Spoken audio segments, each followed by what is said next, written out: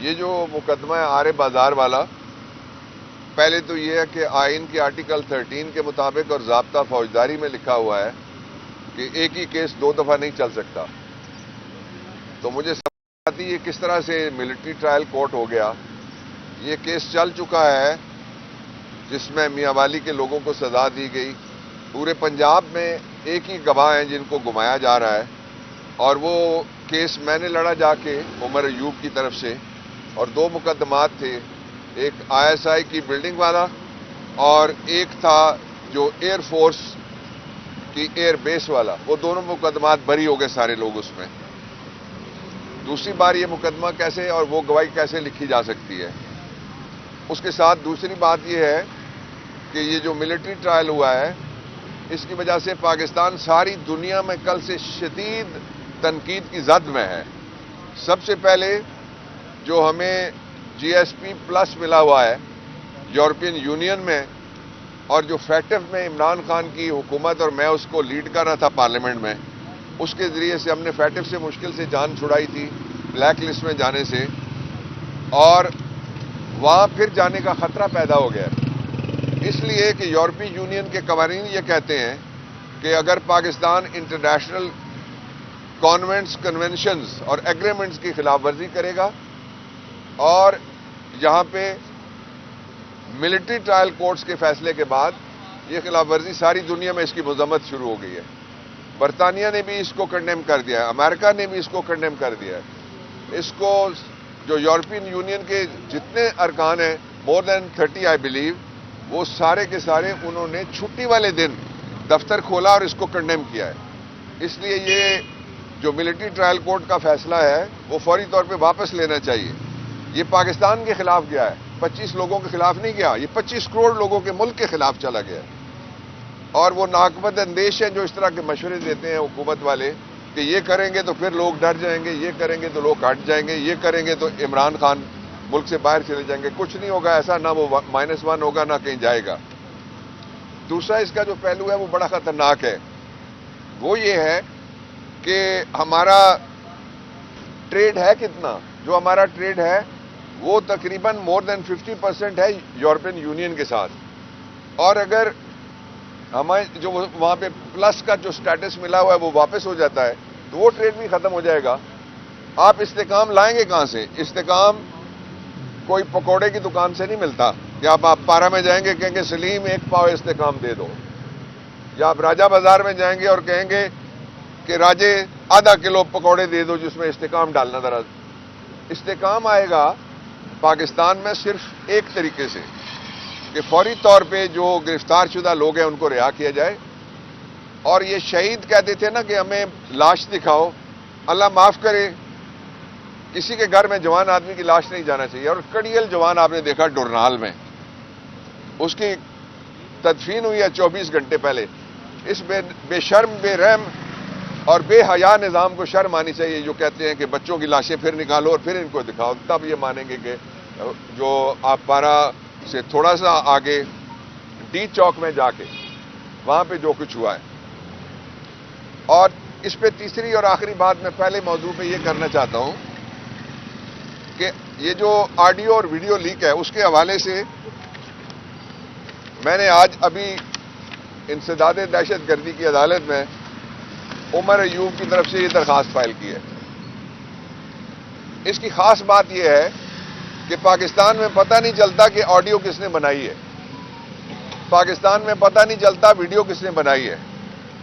جو الزام ہے آرے بازار کیس میں، جس کو GHQ کیس کا نام برانڈ نیم دیا گیا ہے، حالانکہ GHQ ہم سب کا ہے، ہم سب کے پیسوں سے چلتا ہے، پلتا ہے، بستا ہے. اس لیے یہ میں نے مانگا ہے کہ عدالت نے اپنے ایک آرڈر میں لکھا کہ استغاثہ والا کہتے ہیں کہ ہمارے پاس عمر ایوب کی آڈیو ہے اور عمر ایوب کی ویڈیو بھی ہے. تو ہم نے 2 مطالبے کیے ہیں اس میں، قانونی مطالبے. پہلا مطالبہ ہم نے یہ کیا ہے کہ عمر ایوب کی جو آڈیو ہے بتائی جائے، اس بندے کا نام بتائیں جس نے یہ آڈیو تیار کی ہے. آڈیو ظاہر ہے فون پہ تیار ہوتی ہے، تو فون کسی نے ٹیپ کیا ہوگا. دوسری بات یہ لکھی ہے کہ فون ٹیپ کرنے والے کا نام بتائیں اور تیسری بات یہ لکھی ہے کہ فون ٹیپ کرنے والے کا محکمہ بھی بتا دیں ساتھ، یہ کون ہے جس نے فون ٹیپ کیا ہے، جس کو وہ کہتے ہیں کہ عمر ایوب دہشت گردی میں ملوث ہیں۔ دوسرا ہم نے ویڈیو کے بارے میں بھی یہی کہا ہے کہ ہمیں بتایا جائے وہ شخص جس نے ویڈیو بنائی ہے، اور تیسرا ہم نے کہا ہے ڈی وی آر دیں جس سے ویڈیو بنتی ہے، پھر مجھے واپس آنا پڑے گا، I'm sorry، military trial courts کی طرف۔ آپ نے دیکھا کہ کسی مقدمے میں کسی جگہ ملٹری ٹرائل کورٹس کے حوالے سے جو چلنے والے کیس ہیں، لڑکے دکھائیں، ایک کرسی کو لات مار رہا ہے، ایک دیوار کو ڈانگ مار رہا ہے، اور ایک ڈنڈا لہرا رہا ہے۔ میں نے کہا ڈی وی آر ہمیں دیں، اور چوتھی بات جو مانگی ہے وہ یہ مانگی ہے ہم نے کہ فوری طور پہ ہمیں سی سی ٹی وی فوٹیج دیے جائیں، اور سی سی ٹی وی فوٹیج ہیں جس جگہ پہ واردات ہوئی ہے، تھینک یو، جس جگہ پہ واردات ہوئی ہے وہاں سی سی ٹی وی فوٹیج آپ کہتے ہیں غائب ہو گئے، تو پھر یہ جو جن 25 بے گناہوں کو سزا ہوئی ہے ان کے لیے کون سی سی ٹی وی فوٹیج تھی تمہارے پاس؟ اور اگر ہے تو ہمیں پوری سی سی ٹی وی فوٹیج، جب ہم عدالت میں کھڑے ہوں گے اس مقدمے کے پرخچے اڑائیں گے، جب گواہ آئیں گے ہم اس کو ہوا میں اڑائیں گے انشاءاللہ العزیز۔ دوسرا جو موضوع ہے اس پہ بھی مجھے توقع ہے کہ جج صاحب ہمیں یہ کاپیاں دیں گے، نہیں دیں گے تو ہم سپریم کورٹ تک جائیں گے۔ دوسرا، میں اس فیصلے کی میں نے تنقید کی تھی جس فیصلے کے ذریعے سے کہا گیا تھا کہ ملٹری ٹرائل کورٹ کو اجازت دی جائے کہ وہ فیصلے سنا دیں۔ آج بے گناہوں کو سزا ہوئی ہے اور پوری دنیا اس کے اوپر بول رہی ہے۔ پاکستان کی سیاسی جماعتوں کو، پاکستان کی سول سوسائٹی کو، پاکستان کے میڈیا کو اس پہ آواز اٹھانی چاہیے۔ اب آئیں، جو تیسرا پہلو ہے اس کا آج کی میری گفتگو کا، وہ میں آپ کے سامنے رکھتا ہوں۔ کل اسلام آباد میں ملاقات ہوئی ہے، مذاکرات نہیں ہوئے، اس لیے کہ مذاکرات میں کمیٹی کے جو ہیڈ ہیں وہ شریک ہی نہیں تھے، ہمارے 2 مرکزی عہدیدار شریک ہی نہیں تھے۔ لوگ اور ورکرز خاص طور پہ اس بات پہ حیران ہوئے کہ اتنی جلدی کیا تھی دوڑ کے جانے کے لیے۔ آپ پہلے اپنی کمیٹی کی علیحدہ میٹنگ کرتے اور سب کو ساتھ لے کے جاتے۔ کوئی 10 لوگ حکومت نے ڈالے ہوئے ہیں، تاریخیں وہ اس طرح دیتے ہیں جس طرح کوئی سول مقدمہ چل پڑا ہے۔ دوسری بات یہ کہنا کہ کوئی چارٹر آف ڈیمانڈ، ہم کوئی ٹریڈ یونین نہیں ہیں، ہم ملک کی سب سے بڑی سیاسی اور جمہوری قوت ہیں، اس لیے ہمارے مطالبات 2 ہیں۔ تیسرا میں نے دیا تھا پارٹی کو، میں وہ بتاتا ہوں۔ عمران خان نے کہا ہے 9 مئی کے جو جتنے بھی واقعات ہیں، اور 9 مئی شروع ہوتا ہے صبح جب عمران خان کو اغوا کیا گیا عدالت کے اندر سے،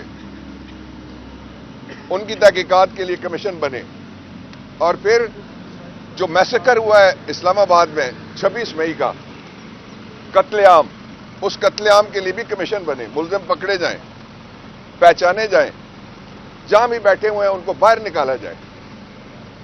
تیسری جو بات ہے وہ یہ ہے کہ میں نے جو مطالبہ دیا، ایک ان کا 2 مطالبات یہ ہو گئے، اور تیسرا جو پولیٹیکل ورکرز اور پریزنرز ہیں ان کو رہا کیا جائے۔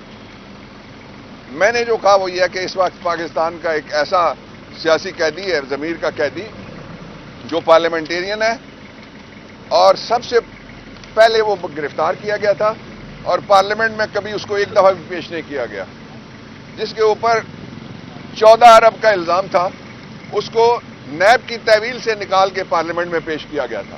نیب والے ملزم کے طور پہ اس کے سامنے کھڑے تھے۔ میں نے کہا کہ اعجاز چودھری کا نام ڈالا جائے کہ اس کا پروڈکشن آرڈر، مقدمے ہم لڑ رہے ہیں اس سے ہم نہیں ڈرتے، وہ چلتے رہے مقدمے، ہمیں کوئی پرواہ نہیں ہے، بنتے بھی رہیں۔ آج اس وقت جب میں آپ سے بات کر رہا ہوں، عمر ایوب پشاور ہائی کورٹ میں 8 نئے مقدمات میں ضمانت لینے کے لیے پیش ہوئے ہیں۔ تو یہ وہ حالات ہیں جن کے اندر یہ توقع کی کتنی درخواستیں یہاں پہ آج بولی 3 اور 8 میں نے آپ کو بتایا کہ پشاور میں ایڈجرن ہوئی ہیں۔ اچھا، میں آخری بات اس پہ یہ کہنا چاہتا ہوں کہ اس ملک میں جو لوگ یہ کہتے ہیں نا کسی کو میں میلی آنکھ سے نہیں دیکھنے دوں گا, انصاف تمہارے دروازے پہ دوں گا, جو ہی ریٹائر ہوتے ہیں دونوں بھاگ جاتے ہیں. ایک بیلجیم میں کسی نے پکڑ لیا, دوسرے کو کسی نے لندن میں پکڑ لیا. ہم تو ادھر ہی ہیں بھائی, ہم اس زمین کے بیٹے ہیں, ہم اس زمین کے مالک ہیں. ہمارے اجداد کی در قبریں, ہم نہیں بھاگتے یہاں سے. اس لیے اس ملک کو ٹھیک کرنا, ایک راستہ میں نے بتایا پرسیکیوشن, سیاسی مقدمات جو ہیں وہ ختم کیے جائیں فوری طور پہ. دوسرا یہ ہے کہ چور کو بٹھا کے اوپر جو ساری دنیا سے قرض مانگنے جاتے ہیں, جن ملکوں سے آپ قرض مانگتے ہیں ان ملکوں میں ان کی جائیدادیں ہیں, اور اس لیے آپ کا مذاق اڑتا ہے. اور وہاں یہ جو شو باز ہے, اس کو کہا جاتا ہے کہ تم میں کتنی ہمت ہے کہ تم سوٹ پہن کے قرض مانگنے کے لیے آئے ہو. کتنا مہنگا سوٹ ہے یہ, اتنا مہنگا سوٹ جو ہے وہ امریکہ کا صدر ٹرمپ نہیں پہن سکتا. اتنا مہنگا سوٹ جو برطانیہ کا وزیر اعظم ہے وہ بھی نہیں پہن سکتا. حالات ٹھیک کرنے ہیں تو نیت ٹھیک کرو, قبلہ ٹھیک کرو, آئین کی بالادستی اور قانون کے نیچے آؤ.